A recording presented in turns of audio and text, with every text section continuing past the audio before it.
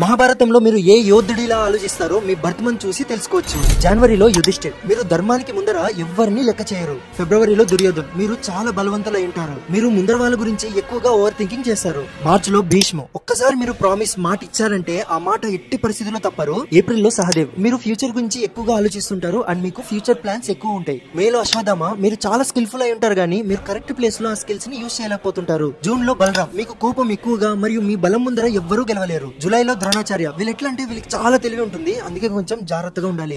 August లో అర్జునుడు, మీరు ఏ గోల్ అయితే ఏం చేశారో అది ఖచ్చితంగా చేసి చూపిస్తారు. ఫోకస్ అనేది చాలా ఎక్కువగా ఉంటుంది. సెప్టెంబర్ లో శ్రీకృష్ణుడు, ఇంకా చెప్పని అవసరమే లేదు, తెలివిలో, బలంలో, ప్రేమ చూపించడంలో మరియు ముందర వాళ్ళ ప్రాబ్లమ్స్ ని ఈజీగా సాల్వ్ చేయగలరు. అక్టోబర్ లో భీమ్, మీరు చాలా బలంగా ఉంటారు, ఒక్కసారి పట్టుదలగా ఏదైనా అనుకుంటే మిమ్మల్ని ఇంకా అక్కడి నుంచి ఎవ్వరు కదలపలేరు. నవంబర్ లో శకుని, మీ గోల్ ని మీరు రైట్ వేలో అయినా రాంగ్ వేలో అయినా ఎలాగైనా గెలవాలని అనుకుంటారు. డిసెంబర్ లో కర్ణుడు, మీలో చాలా టాలెంట్ ఉంటుంది కానీ మీరు మనుషుల్ని చాలా ఈజీ